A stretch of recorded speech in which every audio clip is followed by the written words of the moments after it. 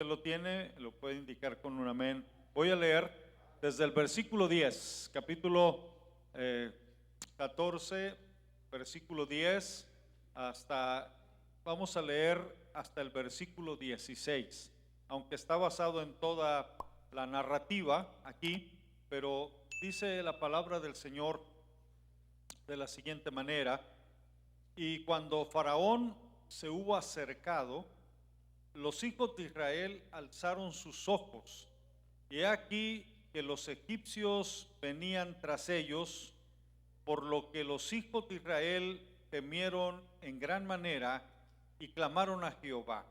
Y dijeron a Moisés: ¿no había sepulcros en Egipto que nos has sacado para que muramos en el desierto?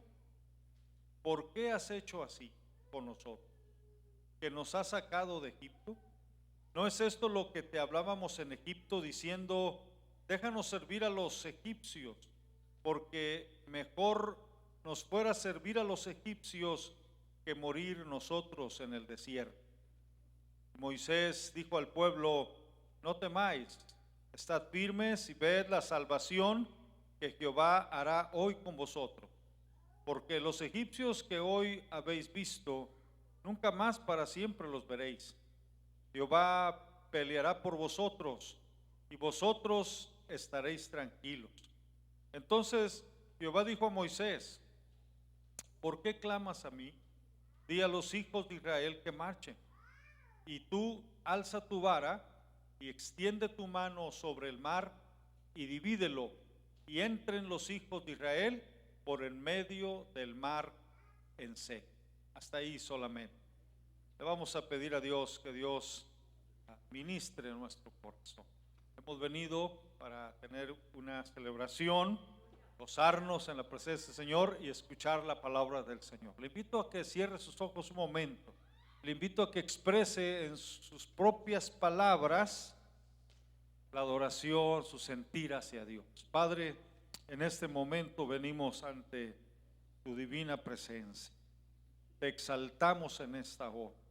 Te damos gracias, Señor, por el privilegio de poder estar reunidos como tu pueblo, como tu iglesia, sin importar ni la ascendencia, ni una posición social, ni de qué pueblo, porque tu palabra dice que ya no hay judío ni griego, no hay esclavo ni libre, no hay varón ni hembra, porque todos vosotros sois uno en Cristo Jesús, Señor nuestro. Lo que nos une es que hemos sido redimidos con la sangre de Jesucristo y que en nosotros ha sido depositado el Espíritu Santo que da vida.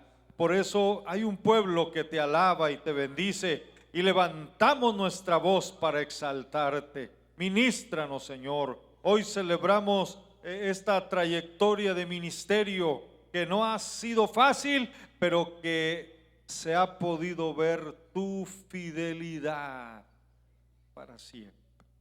En el nombre de Jesús.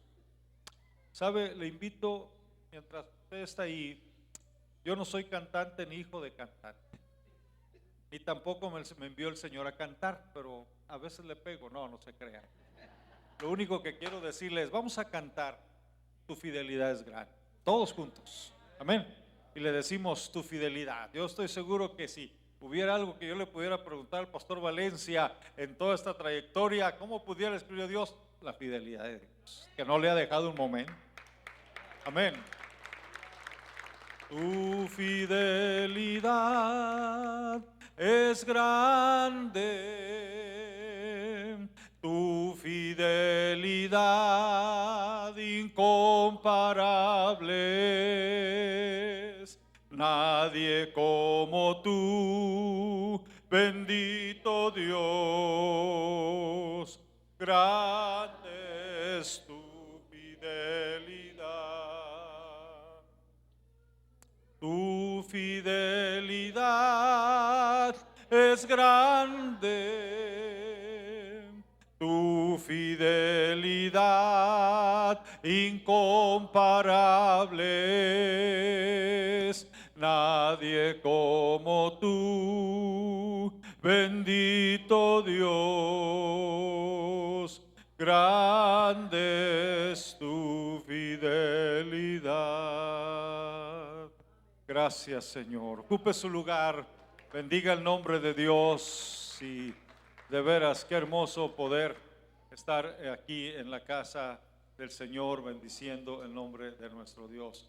De veras me gozaba ver al grupo de mi hermano Jairo, verlo ahora, toda la familia, ¿verdad? Qué lindo, de veras, qué hermoso que toda la familia, Señor Dios, y que Él esté llevando a su familia en un momento de adoración tan bello. Así que felicidades, hermano Jairo, por ese grupo, ¿verdad? La familia, nos gozamos por ello. Y hermanos, yo quisiera que en todo exaltemos a Dios. Este pasaje que hemos escogido, pues nos habla de uno de los portentos más inolvidables de la intervención de Dios en su plan de redención, como es el cruce del Mar Rojo, ¿verdad? En esa trayectoria que es el capítulo 14 de este pasaje. Y podemos ver que el contexto en el que se da después de 400 años de esclavitud, el pueblo, haber estado ahí 70 personas, entraron a Egipto, estaban saliendo, sin contar mujeres y niños, según el pasaje, 600,000 hombres.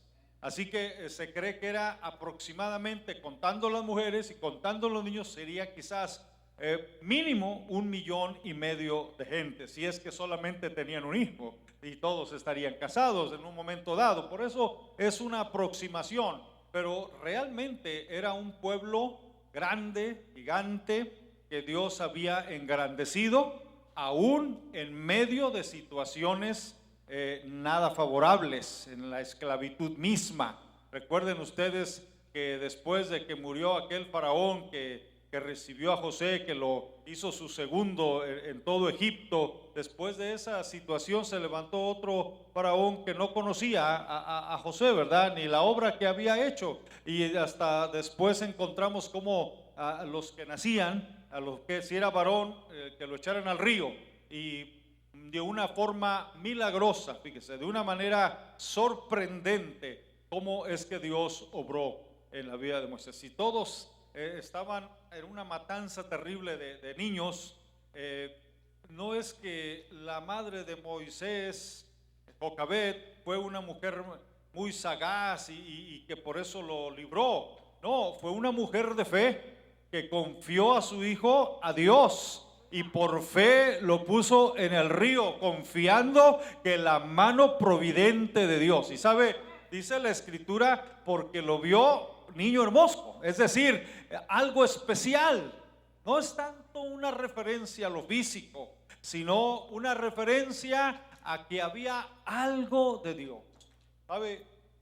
Hace recién llegado ya algunos años a pastorear Iglesia Nueva Vida, yo tendría quizás un año, me encontré con el hermano José Rosario, que usted quizás ha de conocer, hermano Rosario, que es allá miembro con mi hermano Campos. Yo no lo conocía, nos encontramos en un lugar, me lo presentaron, lo saludé y entramos en una conversación muy linda, y entonces me dijo, ¿cómo es que, o cuánto tiempo tenía yo estar ahí? Le dije, mire, yo apenas tengo un año, quizás por acá pastoreando la iglesia. Y me dijo algo muy interesante que me llamó mucho la atención, y él dijo, hermano, yo creo que Dios lo ha estado preparando toda la vida para que usted viniera a pastorear acá. Note el enfoque, ¿no? Y es que Dios trata con cada persona, y la vida misma, y las experiencias mismas, y las situaciones mismas en su vida. Si usted voltea hacia atrás y se da cuenta en su trayectoria, y dirá, ¿cuántos otros en el camino quedaron? Usted está aquí, hay un propósito y hay una razón. Dios usa las cosas para construirnos. Dios tiene un propósito y un plan para su gloria. Ahí está Moisés, fue librado desde su temprana edad, siendo niño. ¿Por qué? Porque Dios tenía un plan y un propósito.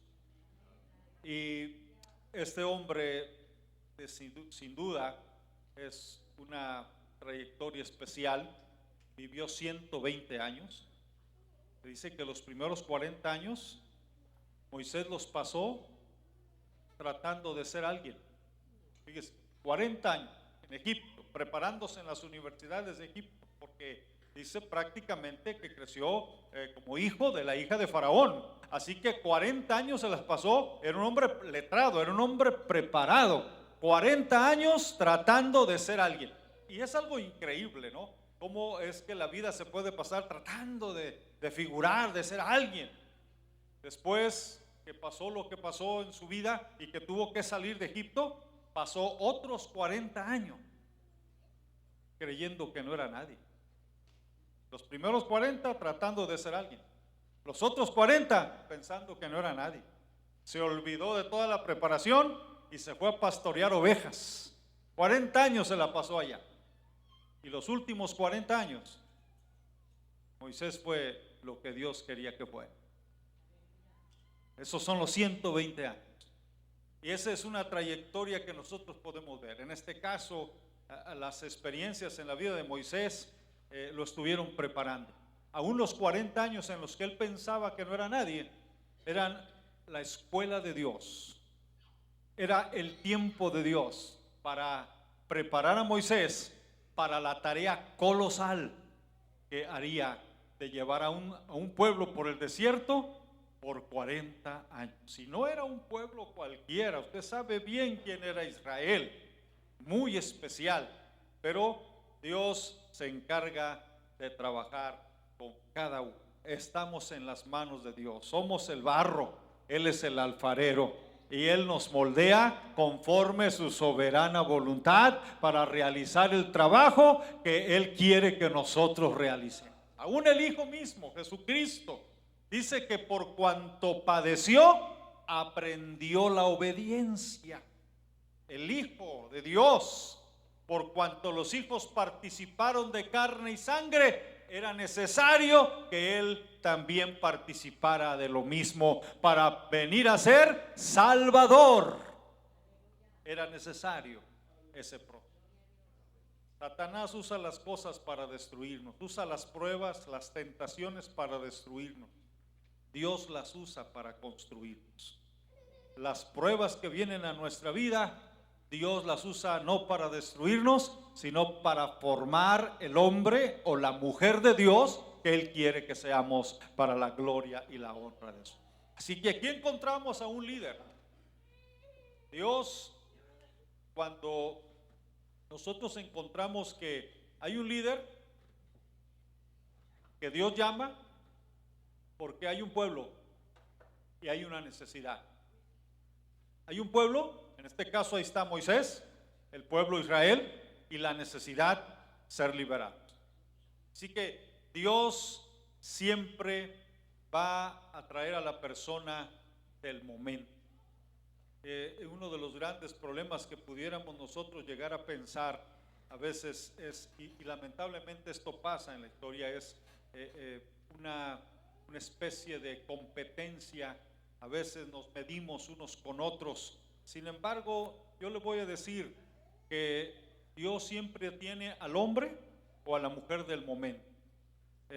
Dios nunca nos va a pedir cuentas por el tiempo en que no estuvimos en tal o cual lugar, ni nos va a pedir cuenta por el tiempo en que no estaremos en tal o cual lugar. Dios va a demandar de nosotros el tiempo en que nosotros estuvimos sirviendo y trabajando en tal o cual área. Así que gracias a Dios por los que nos han antecedido, gracias a Dios por los que nos seguirán, pero yo debo ser fiel en el tiempo que Dios me está dando para realizar el trabajo que soy llamado a hacer.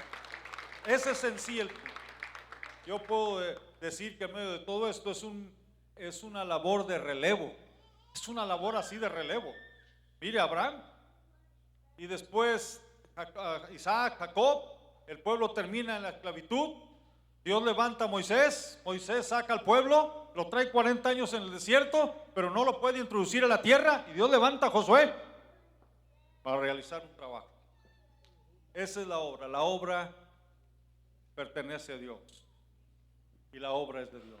Pero en esta trayectoria, este es uno de los eventos trascendentales en la vida de Moisés.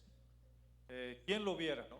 El hombre que primero quiso salvar al pueblo pensando que él era el medio, quizás, para liberar a su gente, y termina huyendo porque mató a alguien, mató a un egipcio. Y después que él se sintió que ya no era nadie, cuando Dios le aparece, se le manifiesta y le dice que tiene una tarea para él, él entonces protesta y le da 4 excusas que usted recordará. Una de las cosas que dijo es, soy tardo de habla, no me van a creer, si me preguntan por tu nombre, ¿qué les voy a decir yo? Así que él ya no se creía apto, como quizás en un momento dado. Entonces Dios empieza a trabajar con él. Mírelo ahora, un hombre ante una situación tremenda. Yo quiero que usted observe el pasaje que hemos leído. Si usted tiene su Biblia ahí, quiero que usted observe cómo se dan las cosas. Ya Dios sacó, después de las 10 plagas, de la muerte de los primogénitos, finalmente Faraón hace que el pueblo se vaya, les dice que se vaya, prácticamente los están ya sacando corriendo, pero Faraón los decide seguirlo. Después, como que se arrepiente, aunque hay un pasaje ahí que dice que Dios endurece su corazón. En el versículo 10, note la reacción del pueblo. Cuando Faraón se hubo acercado, los hijos de Israel, mire la perspectiva de los hijos de Israel. Los hijos de Israel alzaron sus ojos y aquí que los egipcios venían tras ellos, por lo que los hijos de Israel, número 1, temieron en gran manera y clamaron a Jehová y dijeron a Moisés, ¿no había sepulcros en Egipto que nos has sacado para que muramos en el desierto? ¿Por qué has hecho así con nosotros, que nos has sacado de Egipto? ¿No es esto lo que te hablamos en Egipto, diciendo, déjanos servir a los egipcios, porque mejor nos fuera servir a los egipcios que morir nosotros en el desierto? Vea usted prácticamente la retórica de este pueblo, pesimistas, llenos de temor y volcando su culpa sobre Moisés, ¿verdad? Dijo alguien por ahí que los líderes, lo dije la vez pasada en una ocasión, los líderes son mirados, admirados y exigidos. Cuando se obra bien, quizás se puede ganar el aplauso, pero ante cualquier situación pareciera contraria, inmediatamente se vierte la culpa. Bien, ahora mire la reacción de Moisés. Todavía no estoy entrando en sí en los puntos que quiero tratar, pero quiero que vea cómo Moisés reacciona. Y dice y el versículo 13, y Moisés dijo al pueblo, no temáis, estad firmes y ved la salvación que Jehová hará hoy con vosotros, porque los egipcios que ahora estáis viendo, nunca más para siempre los veréis. Jehová peleará por vosotros y vosotros estaréis tranquilos. Ahí está el enfoque del pueblo, y luego ahora está Moisés, pero luego finalmente está Dios. Y mire lo que dice Dios. Entonces Jehová dijo a Moisés, ¿por qué clamas a mí? Di a los hijos de Israel que mar. Y tú alza tu vara y extiende tu mano sobre el mar y divídelo, y entren los hijos de Israel por el medio del mar en seco. Yo quiero llamar, dentro de las cosas que dice el pasaje, quiero llamar su atención en el versículo 15. Lo que Dios le dice a Moisés. Había hablado el pueblo, Moisés está dando una respuesta firme, pero mire lo que Dios le dice a Moisés. Y es algo muy llamativo por lo que le dice, porque me llama mucho la atención que Dios le dice, ¿por qué clamas a mí? Esto implica que Moisés, ante la presión del pueblo mismo, algo que me llama la atención de Moisés es que nunca se quejó ante el pueblo, pero se quejó ante Dios. Iba con Dios y hablaba con Dios, le presentaba el problema a Dios. Y entonces no lo especifica aquí, pero la respuesta de Dios da a entender que Moisés había clamado a él, que le estaba diciendo, ¿qué hago, Señor? Y entonces Dios le dice, ¿por qué clamas a mí? ¿Por qué clamas a mí? Yo me pregunto, pues ¿a quién más podía clamar Moisés si no era a Dios mismo? Pero la razón por la que le dice esto es que cuando Dios lo llamó, le dio una vara. Eso es muy interesante. Acuérdense la vara que traía Moisés, y que la soltó, se hizo culebra, todo esto, pero esa vara, con la vara que Moisés traía y que habla de algo tan interesante, fíjese, yo saco de ahí un principio, todavía antes, como le vuelvo a señalar, Dios está hablando, le está diciendo a Moisés, y tú extiende tu vara. Yo siempre he creído que lo poco en las manos de Dios vale mucho. Graves, lo poco en las manos de Dios vale mucho. Lo vuelvo a repetir porque es un principio clave. Lo poco en las manos de Dios vale mucho. Cuando usted piensa, por ejemplo, en aquel milagro que hizo Jesús ante 5,000 gentes, y cuando tenían ahí 5 panes y 2 peces, y que les dijo el Señor, dale vosotros de comer, con 5 panes y 2 peces, dale de comer a 5,000. ¿Qué hizo? ¿Qué hicieron los discípulos? Se lo trajeron a Jesús. Jesús agarró los 5 panes y 2 peces, lo poco en las manos de Cristo, se transformó y sobraron 12 cestas. Lo poco en las manos de Dios vale mucho, sirve mucho. Era algo quizás tan pequeño. Lo mismo sucede con Gedeón, ante miles, 30,000 que venían más contra él, y de los miles que había, Dios le deja nada más 300, y con 300 ganan una tremenda victoria. Lo poco en las manos de Dios vale mucho. Amén, hermanos. Encontramos a David contra un gigante, Goliat, y él y su pequeña onda con una piedrecita que le dio en la frente, y con eso tuvo el gigante, porque lo poco en las manos de Dios vale mucho.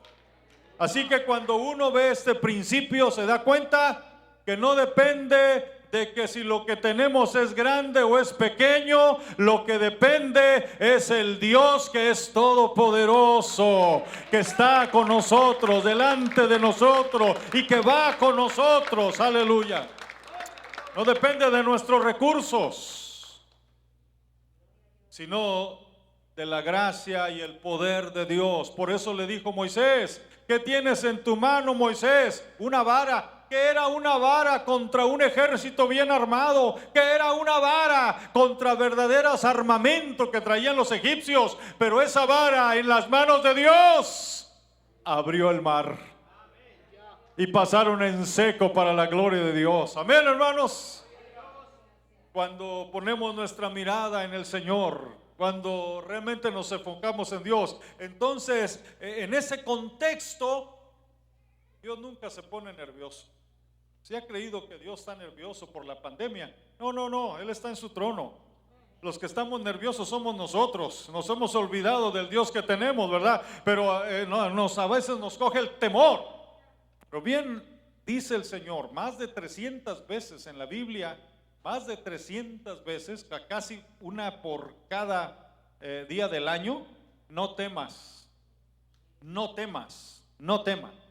Y en este caso, pueblo atemorizado, Dios viene y aún el líder no manifestó temor ante el pueblo, pero fue ante Dios. Y la respuesta de Dios es: di a los hijos de Israel que marchen. Mire el verso 15. Entonces Jehová dijo a Moisés, ¿por qué clamas a mí? Di a príncipe de paz que siga adelante, que no se detenga. Adelante. La consigna de parte de Dios para el pueblo fue: adelante. Oiga, yo puedo preguntarme de alguna forma, ¿cómo es que nuestro razonamiento es tremendo? La lógica humana va más allá. Adelante, no estás viendo el mar, estás viendo la pared. Y Dios dice, camina, sigue adelante. Pues es interesante observar en todo esto, porque la palabra del Señor nos marca que cualquiera que poniendo las manos en el arado y voltea hacia atrás, no es apto para el reino de los cielos. El Señor constantemente nos invita a no detenernos, a poner la mirada, puestos los ojos en Jesús, el autor y consumador de nuestra fe.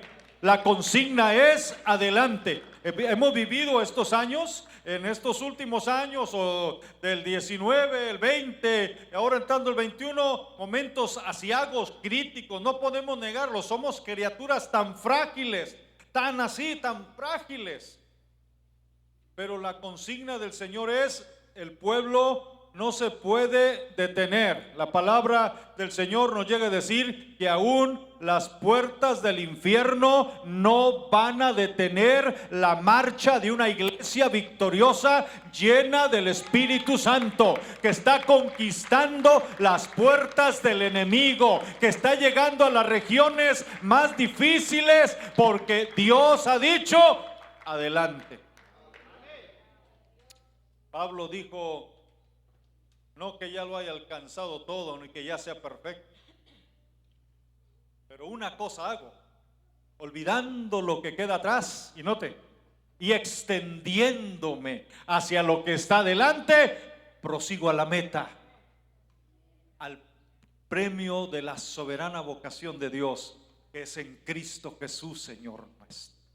Así que, iglesia, la iglesia que Jesucristo vino a fundar es una iglesia que no se puede arrendar, que no se puede regresar, que no se puede voltear, porque dice que si el justo retrocede, no agradará a mi alma. Y entonces, por 20, 21 siglos, ya entrando en el 21, la iglesia ha caminado. Ha habido persecuciones, ha habido herejías, ha habido cuanta calumnia, ha habido cuestiones de estas. Últimamente el enemigo quiso cerrar los templos, los cerró por un tiempo, pero parece que la situación le salió contraria, porque hoy más que nunca el Facebook y las redes sociales se están usando para que el evangelio se predique en una dimensión como nunca antes. Quizás el enemigo no lo pensó así, quizás creyó que iba a frenar, pero hoy en día tenemos iglesias virtuales ahora que se cuentan por miles alrededor del mundo, para la gloria y la honra del Señor. Aún hasta los más tímidos, que no teníamos programa de internet y que grabación, y que ahí estaba yo por años con Nueva Vida, y ¿cuál, hermano? Grabamos, ¿para qué? Vamos a seguirlo. Ya después hubo un momento que tuvimos que hacerlo. Aunque la cámara imponga respeto, el poder de Dios es glorioso y majestuoso. Lo que quiero enfatizar es: Dios camina por senderos misteriosos. Dios obra por senderos misteriosos. Siempre va adelante de nosotros. Por eso me encanta lo que hemos citado tanto. Un pasaje que a mí me apasiona es Isaías 45, 2 y 3. Yo iré delante, yo voy a ir delante de ti, y voy a enderezar los lugares torcidos. Las puertas de bronce las voy a hacer pedazos, los cerrojos de hierro los voy a desmenuzar. Te voy a dar los tesoros escondidos y los secretos muy guardados, para que tú sepas que yo soy Jehová, el Dios de Israel, que te pongo nombre. Perdonen toda esta introducción un poco extensa, pero sabe, cuando el Señor dice adelante, sabe lo que está diciendo. Y una de las cosas importantes es que el Señor le dice adelante, a pesar de ver un pueblo que aparentemente está preso del enemigo. Primero Dios dice adelante, y le dice a su pueblo, y es para nosotros: adelante, porque yo estoy con vosotros. Ese es el mensaje que el Señor transmite en primer lugar. En medio de todo lo que hemos hablado, en forma esencial, Dios le dice a Moisés: dile al pueblo que marche. ¿Por qué? Porque yo estoy con vosotros. Note esa promesa: yo estoy con vosotros. ¿Cuántas veces recorre esa promesa a la Biblia? Constantemente la Biblia nos habla y nos dice la promesa maravillosa de Dios. Dios nunca nos ha prometido que no habrá problemas. Dios nunca nos dijo que nos convirtamos y los problemas van a huir como por arte de magia. No, jamás Dios ha dicho que no tendremos problemas. Lo que sí ha dicho es: nadie te podrá hacer frente en todos los días de tu vida, porque como estuve con Moisés, voy a estar contigo. Lo que Dios ha dicho, te aseguro que mi presencia no te va a dejar. Iglesia, mi presencia irá contigo. Siervo de Dios, mi presencia irá contigo. Amado hermano, la presencia de Dios. Esa es la promesa que le dijo a Abraham: anda delante de mí y sé perfecto. Yo voy a ser tu escudo. Es la promesa que le dio a Moisés. Más adelante, allá en el capítulo 33 del mismo libro de Éxodo, cuando habían pasado situaciones adversas, Moisés está preocupado como humano y le dice a Dios: Dios, si tu presencia no ha de ir con nosotros, no nos saques de este lugar.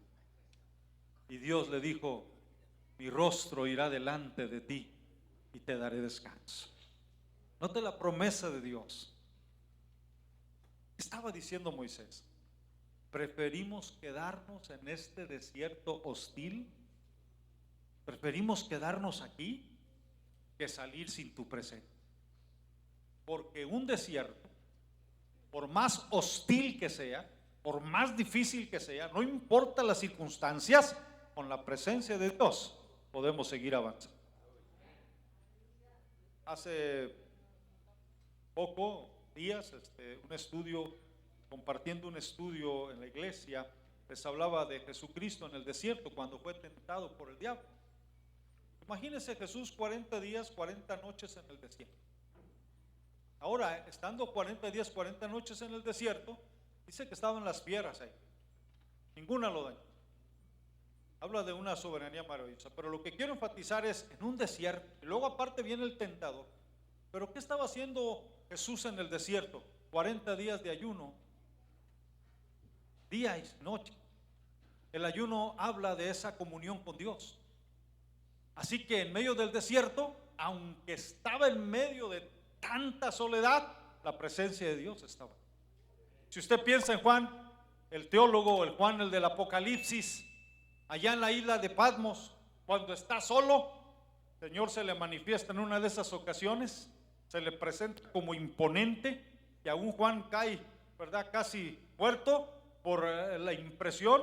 Y luego no solamente esto, sino que el Señor le muestra 7 candelabros, candeleros de oro, que son las 7 iglesias. Así que Juan en la isla de Patmos, en medio de la soledad, tiene un tremendo culto con el Señor Jesucristo ahí, y las iglesias estaban ahí. No estaba tan solo, estaba en comunión con Dios. Por eso aquí Moisés está diciendo: si tu presencia no va con nosotros, no nos saques de aquí. Pero no importa las circunstancias en que estemos, con que contemos con la presencia de Dios. Y es lo que Dios nos está diciendo, iglesia: no te detengas, no puedes pararte, no tengas temor.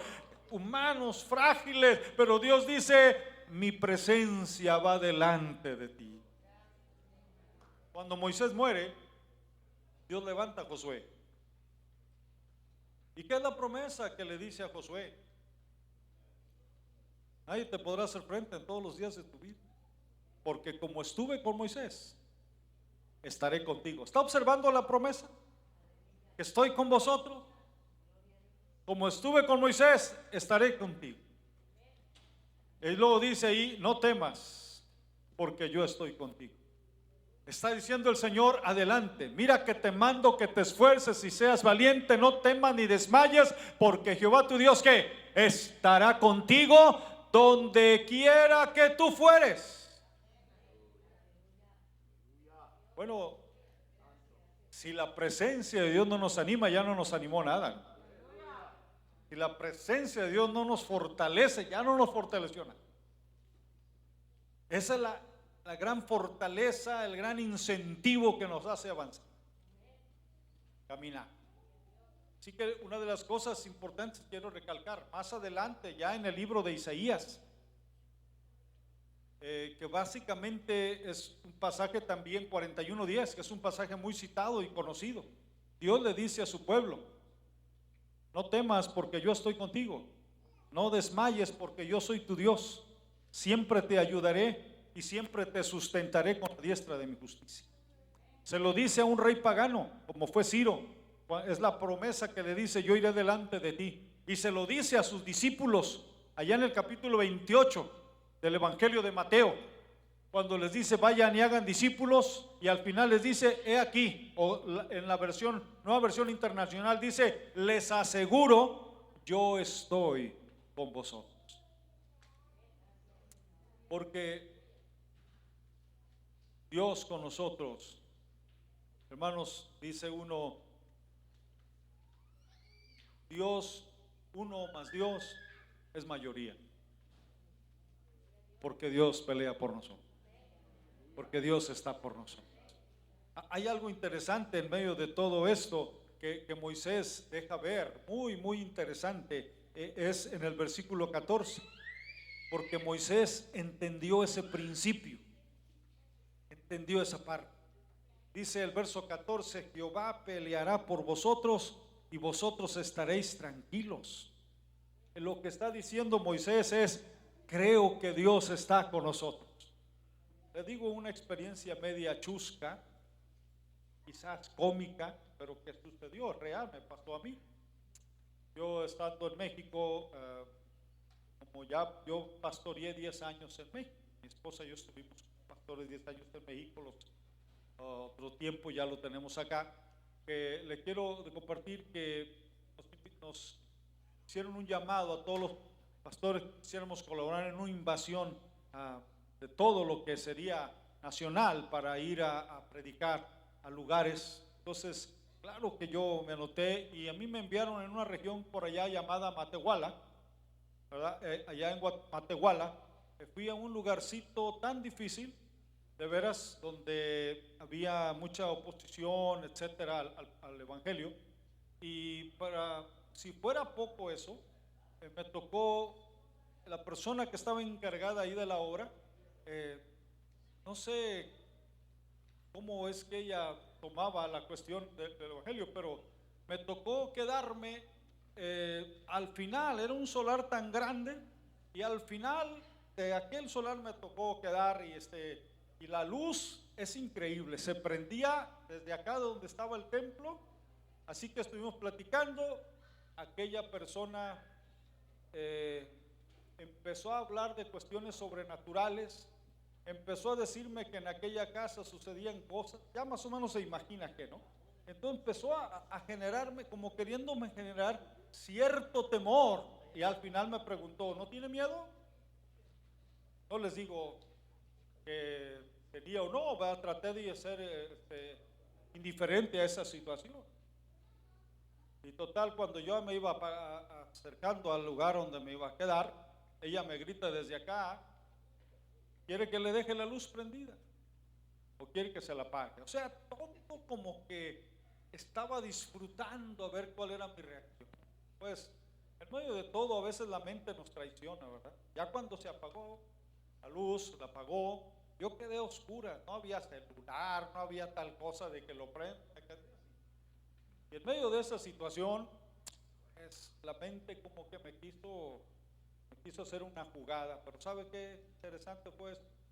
Yo me hinqué, oré a Dios y cité el Salmo 91. La palabra del Señor es muy clara ahí, ¿verdad? Dice, no tendrás temor de espanto nocturno, ni de saeta que vuele de día, ni de pestilencia que en medio de día destruya. Caerán a tu lado 1000 y 10,000 a tu diestra, pero a ti no llegarán. Oiga, me acosté con eso en mente y lo citaba en mi mente, la bendición de conocer la palabra, memorizarla. Cuando yo me di cuenta, estaba de día. No sé ni a qué horas me quedé dormido, porque el punto mío es, posiblemente, no dudo que haya cuestiones sobrenaturales, no dudo, lo sabemos que hay demonios, hay espíritus malignos, los hay, está infestado este mundo, pero en medio de todo eso, para un hijo de Dios, es real que Dios envía sus ángeles, es real que Dios está con nosotros, es real que Dios no nos deja, y aunque pueda haber demonios y diablos, la presencia de Dios está por encima de todo ello. Eso es el enfoque que está diciendo aquí Moisés. En medio de todo eso, es la respuesta de este varón de Dios, y es el enfoque que traemos.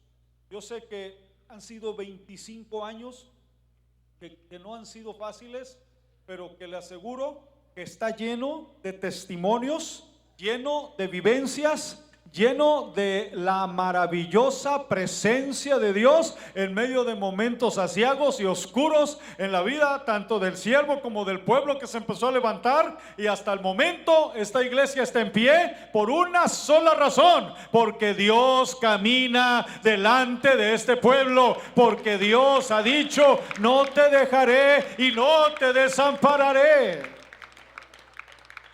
Es en esa confianza. Por eso Dios dice: adelante. No hay ninguna razón para no seguir adelante. Esto es algo excepcional, maravilloso, que Dios nos invita a no quedarnos, a no paralizarnos por el miedo, sino seguir avanzando. Pero no es la única razón que Dios da. Cuando Dios le dice a Moisés: di a los hijos de Israel que marchen, que no se amedrenten, que no se llenen de temor, primero porque yo estoy con vosotros. La otra cosa que Dios da como razón para que el pueblo siga adelante es porque Dios va a manifestar su poder. Fíjese bien, Dios va a manifestar su poder. Se puede decir que ante cada adversidad Dios se va a glorificar de una manera que no entendemos. ¿Recuerda usted la muerte de Lázaro, el hermano de Marta y de María, que era en un hogar donde era muy amigable con Jesús? Jesús llegaba, era su Betania, era el tiempo de recrearse. Jesús llegaba ahí para descansar. Y cuando Lázaro, dijo Jesús a sus discípulos, mire la forma tan cercana que Jesús le habló a sus discípulos cuando no estaba ahí: Lázaro, nuestro amigo, está enfermo. Y luego dice que le mandaron decir: Lázaro, el que amas, está enfermo. Y Jesús se quedó 4 días más, y en esos 4 días que él se quedó, muere Lázaro. Pareciera que el Señor se tardó, pero le digo que Jesús nunca llega tarde, siempre llega a tiempo. Aún su nacimiento vino en el cumplimiento del tiempo, en el momento exacto. Aún cuando lo quisieron hacer rey, se escabulló porque no había llegado su momento. Aún lo quisieron matar antes de tiempo y él dijo que no había llegado su hora. Él caminó en el reloj de Dios, paso seguro en cada momento. Y nosotros vemos ahora aquí entonces Lázaro ha muerto, y cuando Jesús vamos, hasta llegó a decirle a sus discípulos: vamos porque nuestro amigo Lázaro duerme y vamos a despertarlo. El Señor sabía lo que tenía entre manos. Pero mire a dónde voy. Estamos hablando de que Dios manifiesta su poder. Y cuando llega allá, Marta viene y le dice: Señor, si hubieras estado aquí, mi hermano no hubiera muerto. ¿Ve eso? Y sí, es cierto. Si hubieras estado aquí, mi hermano no muere. Pero note lo que Jesús le dice: Marta, ¿no te he dicho que si creyeres verás la gloria de Dios? Y hay una paráfrasis que se hace sobre este particular, es decir, una explicación que no lo dice exactamente esto, pero como si Jesús le dijera: Marta, si yo hubiera estado aquí, es cierto, Lázaro no muere, pero tú nunca me hubieras conocido en el poder de la resurrección. Nunca te hubieras dado cuenta del poder que ahora tú estás por ver. Es decir, ante una cuestión trágica, ante una situación que nuestra mente no entiende, Dios se glorifica. Ante las situaciones más adversas, el Señor le está diciendo: estás pasando por un problema, hay una adversidad, hay una crisis, es porque me vas a conocer en una dimensión que no me has conocido. Vas a saber el Dios que está contigo, el Dios que todo lo puede. Ese es nuestro Dios. Es ahí que nosotros tenemos que cobijarnos bajo esta cara tan especial. Dios es fiel. Y tenemos la palabra llena de tantos ejemplos, porque en cada situación que se da, Dios se manifiesta en un área. Cuando alguien está enfermo, conoce a Dios como su sanador. Conoce a Dios como su abogado ante los problemas legales que pudiera haber. Conoce al Dios que todo lo puede. Encontramos entonces aquí un pueblo que está lleno de miedo. Dios le dice: yo voy a manifestar mi poder. ¿Y sabe por qué? Porque hay un punto esencial que a veces lo pasamos por alto, porque parece que son cuestiones rutinarias, pero la verdad es que no las hemos analizado. Cada vez que Dios, hermanos, desea alentar a su pueblo, desea animar a su pueblo, decirle a su pueblo: adelante, no temas, adelante, sigue caminando. Mira, yo voy a manifestar mi poder. Mire, Dios manifiesta su poder. Por ejemplo, acuérdese de los 3 jóvenes hebreos. Observe eso, estoy hablando del poder. Dios dice: adelante, porque yo voy a manifestar mi poder. Cuando los 3 jóvenes hebreos se les amenazó de ser echados al horno de fuego, calentados 7 veces más de lo normal, ¿qué es lo que respondieron estos 3 jóvenes hebreos cuando les dijeron eso? Les amenazaron. Ellos dijeron: mira, oh rey, no tenemos cuidado de responderte sobre este asunto, porque el Dios a quien nosotros servimos, note esa palabra, el Dios a quien nosotros servimos puede librarnos de tu mano, y de tu mano, oh rey, nos librará. Pero el enfoque es: nuestro Dios puede. Dígalo conmigo: nuestro Dios puede. El Dios a quien yo sirvo puede. El Dios a quien yo adoro puede. Aleluya. Nota el poder. Él dice: no se ha cortado mi brazo para salvar. El pueblo de Israel, cuando estaba prácticamente fueron llevados cautivos por Babilonia, ellos pensaban: ¿cómo nos vamos a librar de esta situación? Y ahora, ¿cómo vamos a regresar a nuestra tierra? Sentían que todas sus esperanzas se habían echado a perder. Parecía que ya no había nada que hacer. Y mire cómo Dios viene a través del profeta Isaías, y mire lo que le dice: no os acordéis de las cosas pasadas. He aquí, yo hago cosa nueva, pronto saldrá a luz. Nuevamente yo voy a abrir camino en el desierto, en medio del mar, y voy a dar agua para que beba mi pueblo, mi escogido.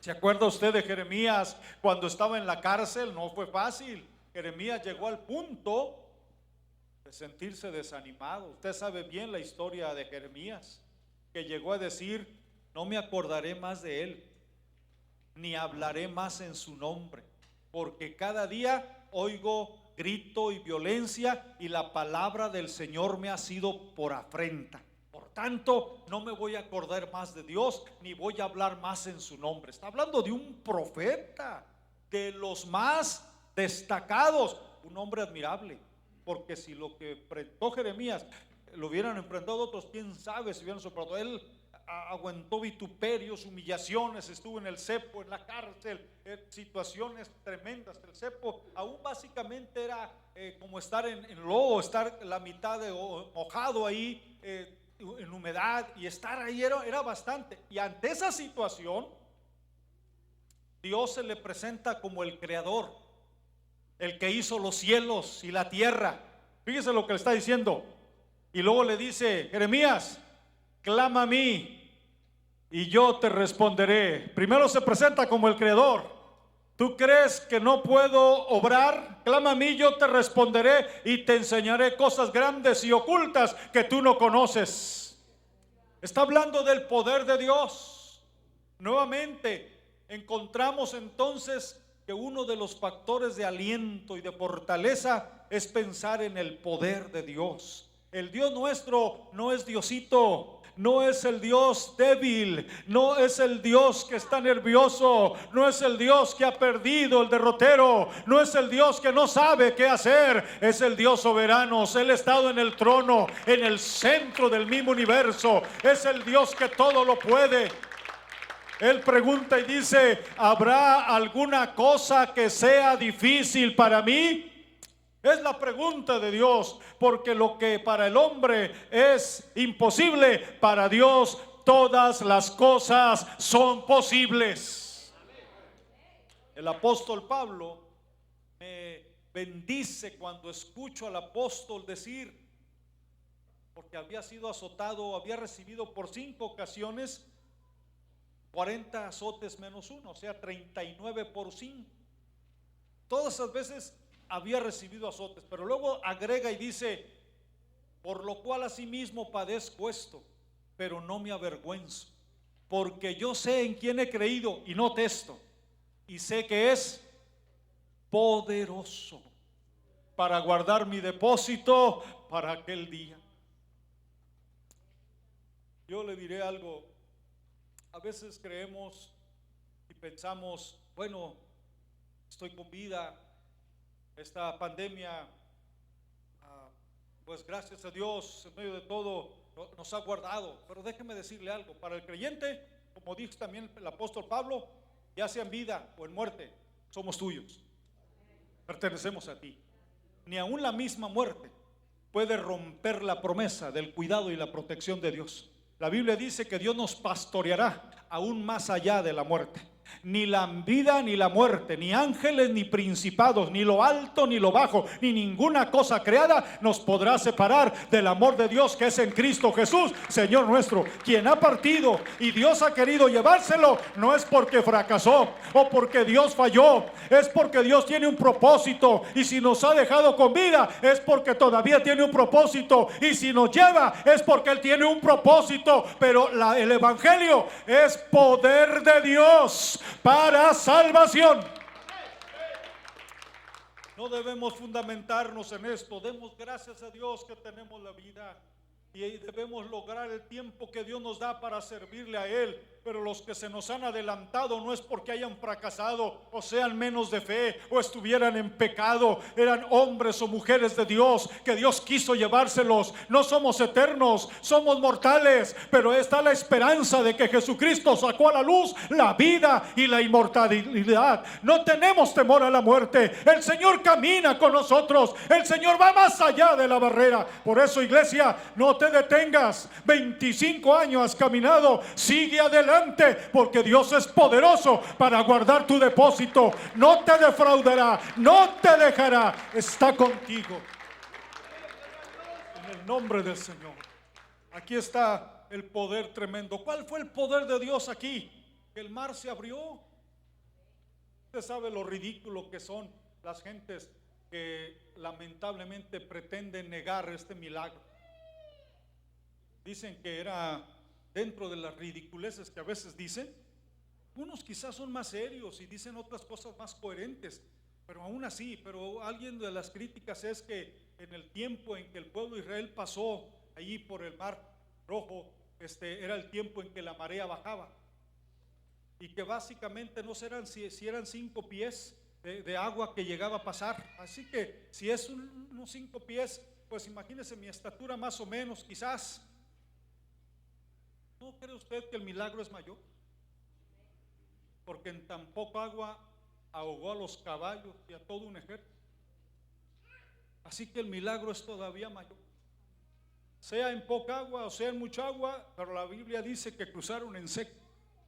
Dios detuvo las aguas como una pared por lado a lado. El Dios todopoderoso es el Dios creador. Eso está indicando el soberano Dios. El Dios que detuvo las aguas para que su pueblo pasara en seco, es el Dios que los alimentó 40 años en el desierto. Su calzado nunca se acabó, ni su vestuario se terminó. Es el Dios que les dio a beber agua cuando estaban saladas. Es el Dios que hizo brotar agua de la misma roca. Es el Dios que trajo codornices, comieron y hasta por las narices les salía. Es el Dios que los introdujo a la tierra prometida y conquistó al enemigo sin tener un ejército formado. Es el Dios, amados, que caminó sobre las aguas. Es el Dios que calmó la tempestad. Es el Dios que camina con nosotros. Es el Dios todopoderoso. En ese Dios somos llamados a confiar. Nunca Dios nos ha dicho que pongamos la mirada en el hombre, que nos confiemos en nosotros mismos o en nuestra capacidad. Dependemos del Señor. Le dijeron a un hombre, un capitán de un barco, que se levantó una marea tan tremenda, una tormenta, que pensaban que se iban a hundir. En la mañana alguien bromeó al capitán y le dijo, porque él era un cristiano, y le dijo, sin duda que usted también tembló, capitán. Y él le dijo, lo más seguro, pero la roca en que estoy fundado no tembló un momento. Ese es el llamado nuestro. ¿En quién hemos puesto nuestra fe? Pueblo de Dios, el Señor está diciendo, adelante porque yo estoy con vosotros. Adelante porque yo voy a manifestar mi poder. Y ¿sabe en tercer lugar? Adelante porque yo me voy a glorificar en Faraón. ¿Sabe lo que está diciendo? Me voy a glorificar en Faraón. ¿Sabe qué es la razón de haber sido creado? Mire lo que dice la palabra del Señor en Isaías. Todos los llamados de mi nombre, para gloria mía, los he creado, los formé y los hice. Para gloria mía. Y dice la palabra del Señor, mi gloria no la daré a otro. Así que una manera de glorificar a Dios es cumpliendo su voluntad, haciendo lo que Dios nos manda hacer. Es muy importante esto. Cuando Dios dice me voy a glorificar en Faraón, está diciendo que Dios le mandó decir a Faraón, deja ir a mi pueblo. Si Faraón hubiera obedecido, le da gloria a Dios y le da el lugar a Dios. Si Faraón hubiera dicho, adelante, vayan, si Dios lo dice, que salga todo el pueblo. Pero el hombre se resistió. ¿Quién es tu Dios? No sé ni quién es tu Dios. ¿Quién es tu Dios para que yo le obedezca? Cada plaga, él se endureció. Las plagas eran manifestaciones de Dios retando a los dioses egipcios. Cuando usted piensa en el río Nilo, si usted lee la historia, para los egipcios era un dios. Ellos creían que el río Nilo era un dios. Y cuando las aguas se convirtieron en sangre, las aguas del río Nilo, ahí estaba Dios, soberano, haciendo que aquellas aguas se convirtieran en sangre. Si era un Dios, el río Nilo tendría que haberse purificado. No lo pudo hacer hasta que le pidieron a Moisés que viniera y le dijeran, clama a tu Dios. Dios mostró que Él es el único Dios. Si usted habla y habla de las ranas y puede hablar de otros más, se da cuenta que cada una de las plagas era un dios egipcio a quien Dios estaba retando para decir, no hay Dios fuera de mí, aleluya. Él es el único Dios verdadero. Así que cuando vemos nosotros todo esto, Dios se glorifica. Pero hay algo interesante. Fíjese la palabra del Señor en el verso 17. Mire lo que Dios dice. Y he aquí, yo endureceré el corazón de los egipcios para que lo sigan. ¿Y qué dice ahí? Yo me glorificaré en Faraón y en todo su ejército, en sus carros y en su caballería. Y dice en el verso 18, y sabrán los egipcios que yo soy Jehová cuando me glorifique en Faraón, en sus carros y en su gente de a caballo.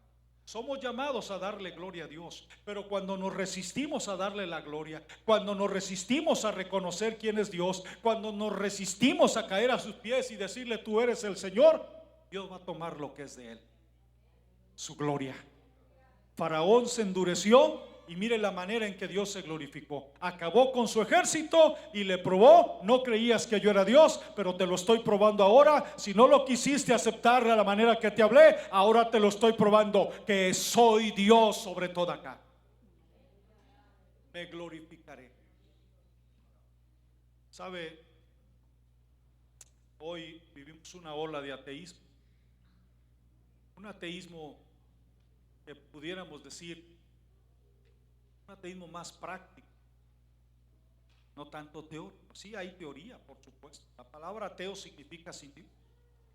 Y un ateísmo actual, el ateísmo que existe hoy en día, y que gracias a Dios Dios ha levantado grandes defensores como Lane Craig, es estadounidense, que ha hecho debates con los grandes ateos y con una gracia y poder de Dios argumenta. Usted puede verlos en YouTube, en video, y se da cuenta de los tremendos debates que este hombre hace, ¿verdad? y una manera magistral. Pero lo que quiero enfatizar es que un escritor español llamado Francisco Lacueva, que ya murió, él llega a decir que no hay ateos por convicción, aunque pues quizás tendríamos que analizar eso, pero él tiene una postura muy interesante. Dice, no hay ateos por convicción. La realidad que debemos hablar, en lugar de ateo, tenemos que hablar de antiteísmo. Ateo significa sin Dios. Antiteo o antiteísmo significa contra Dios. El ateo pretende negar a Dios. El antiteísta no niega a Dios, sino que está en contra de él. Esto lo vemos en el Edén. Adán y Eva no negaron a Dios. Adán y Eva se pusieron en contra de Dios, se unieron con el enemigo y no le dieron gloria a Dios. Entonces lo que quiere decir es que hoy en día encontramos mucho del ateísmo que encontramos en sí, lo que trata de decirle es: no niego a Dios, pero realmente no quiero que se meta en mi vida. Sé que Dios puede existir, pero yo quiero vivir mi vida a mi manera. No quiero que alguien me diga por dónde debo caminar ni lo que debo creer. Así que básicamente el ateísmo básicamente es algo práctico, es algo que se vive moralmente. Es más, hay creyentes ateos porque proclaman la existencia de Dios, pero viven como si no existiera. Hay creyentes mismos que viven como si Dios mismo no existiera. Lo que quiero enfatizar con esto, aquí está Faraón. Básicamente no negaba a Dios, pero se negaba a sujetarse a la voluntad, y Dios se glorificó en medio de todo eso. Así que el enfoque que yo quiero presentar es: Dios es Dios, hermanos, soberano, creador de todas las cosas, y Dios vino a levantar este pueblo, vino a fundar este pueblo, y en medio de todo Dios dice: adelante, todavía hay camino por delante, todavía hay trabajo que realizar.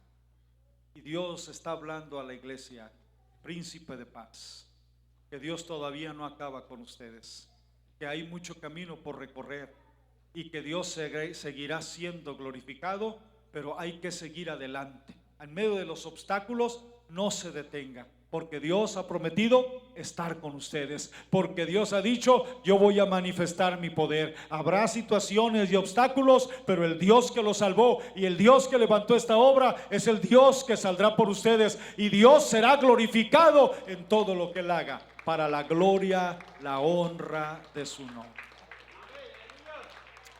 Ese es nuestro Dios. Ese es nuestro Dios. Termino con una definición que he dado en alguna otra ocasión, pero que a mí me bendice tanto: el Dios nuestro. Una declaración que se dio ya siglos atrás por un grupo de pensadores cristianos. Ellos dijeron: Dios no puede ser definido, porque todo lo que tiene una definición prácticamente tiene un límite. Si usted define este templo, por más grande que sea, tiene un límite. Al definirlo está poniendo límites. Así que Dios no puede ser definido porque Dios no tiene límites. Pero a la luz de la Biblia, estos pensadores cristianos hicieron esta definición y dijeron: Dios es espíritu, infinito, eterno, inmutable en su ser, sabiduría, poder, amor, bondad, justicia y verdad. Cuando uno analiza esa definición, mire lo que quiere decir. Dios es espíritu, no es materia, no es que tenga un cuerpo como nosotros. Dios es espíritu. ¿Cómo es ese espíritu? Es infinito, eterno e inmutable. Infinito quiere decir que no tiene límites en cuanto al espacio. Eterno quiere decir que no tiene límites en cuanto al tiempo. Él no cae en la categoría del tiempo, no es más viejo ni más joven. Y también es inmutable, que no cambia. Así que ¿en qué es infinito Dios? En su ser. Su ser no tiene límite.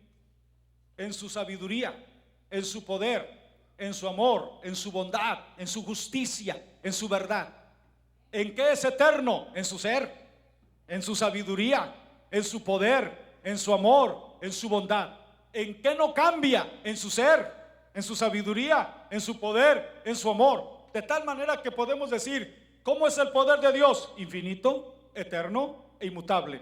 ¿Cómo es la sabiduría de Dios? Infinita, eterna e inmutable.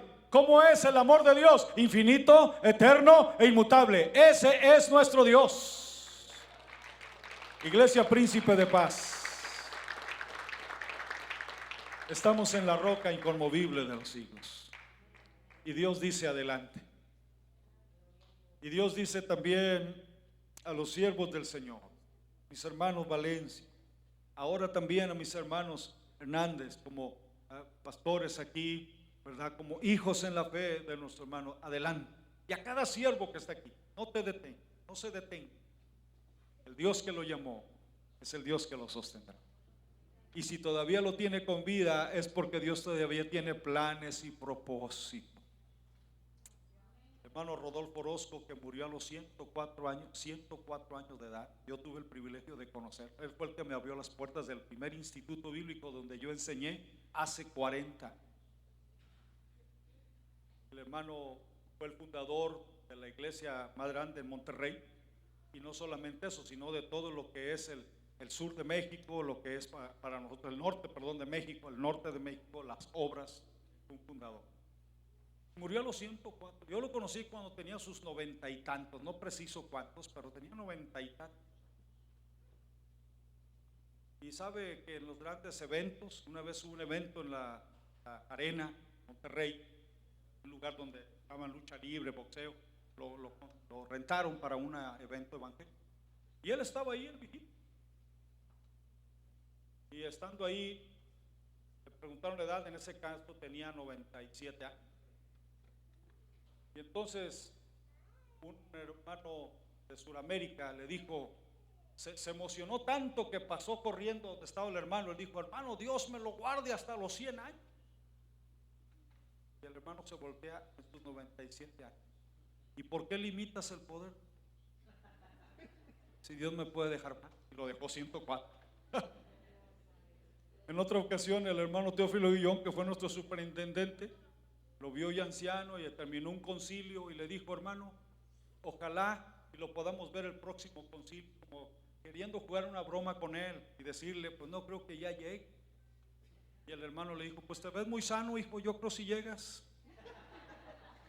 Qué tremendo es cuando confías y dependes de él. ¿Habrá algo que Dios puede hacer en su... ¿Por qué no? ¿Por qué no pedimos en esta hora? Voy a pedir a mis hermanos Valencia, ¿por qué no vienen aquí, hermano Valencia, con su familia? Y el equipo, hermanos Hernández, ¿dónde está mi hermano Miguelito, mi hermana? ¿Por qué no vienen aquí también?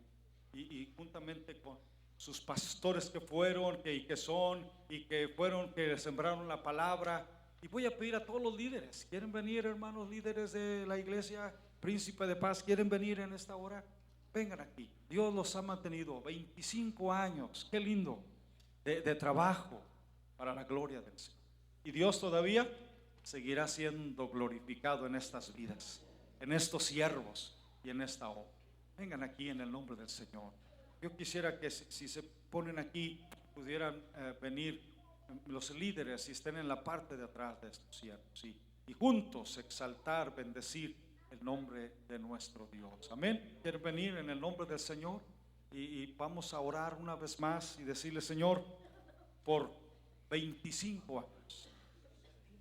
Es un privilegio de veras y una bendición conocer a mis hermanos Valencia, hermano Tiburcio Valencia. De veras valoro mucho su amistad y agradezco a Dios por conocerle y ese impacto que está haciendo. Qué lindo es. Y que Dios lo siga llevando y levantando obras donde Dios le vaya poniendo, ¿verdad? Solamente Dios sabe hasta dónde puede alcanzar a través de este trabajo. No es un trabajo fácil, pero es un trabajo posible en el nombre de Dios. Yo quisiera que usted extienda su mano hacia acá y los líderes, vamos a orar por ellos en el nombre del Señor, en el nombre de Jesús, que en el nombre de Cristo Dios se glorifique. Padre, una vez más venimos a te agradecemos por lo bueno que tú eres, por tu bondad, porque podemos ver tu mano poderosa, preciosa. Eres tú, Señor, que recibes toda gloria y toda honra, porque tu palabra nos dice, no es del que quiere ni del que corre, sino del que Dios tiene misericordia. Tú llamaste a mi hermano, lo salvaste con un propósito, y lo llamaste y lo rescataste para que anunciara tu evangelio, tu nombre, para que te exaltara. Y yo te ruego que esa fresca unción siga siendo en su vida de una manera especial. Úngelo y síguelo ungiendo desde la cabeza hasta la planta de su pie. Señor, que tu Espíritu Santo le indique, le dirija, que el paso que dé sea bajo la soberana voluntad de tu Espíritu Santo, en compañía de su amada esposa, realizando el trabajo para la gloria y la honra de tu nombre. Bendice estos retoños, Señor. Tu palabra da una promesa: yo bendeciré a tus renuevos y derramaré de mi espíritu sobre tu generación. Que así sea en la vida de estos pequeños, en el nombre de Jesús. Gracias, Señor, por estos discípulos, ahora pastores aquí también, Señor. Rogamos una fresca unción con la visión con la que ellos han sido enseñados, y como han crecido, siga fluyendo en esta congregación. Bendice a todos los líderes, bendice a esta linda congregación, bendice a cada creyente, cada familia. En el nombre de Jesús los bendecimos. En el nombre de Jesús pedimos que tú, Señor, abras las puertas. Si hay un mar enfrente, que tú puedas abrirlo. Si hay un obstáculo, que tú te glorifiques más allá de nuestra capacidad. Trae un avivamiento especial. Sigue salvando las almas. Añade cada día los que han de ser salvos, para la gloria de tu nombre. Por Cristo Jesús lo pedimos, y tu nombre sea glorificado para siempre. Gracias, Señor. A ti la honra y la gloria por siempre. Amén y amén. ¿Por qué no le da un saludo a nuestro hermano, a nuestros hermanos ahí, y le decimos que Dios los bendiga grandemente? Y adelante, mis amados hermanos. Voy a estar dejando este lugar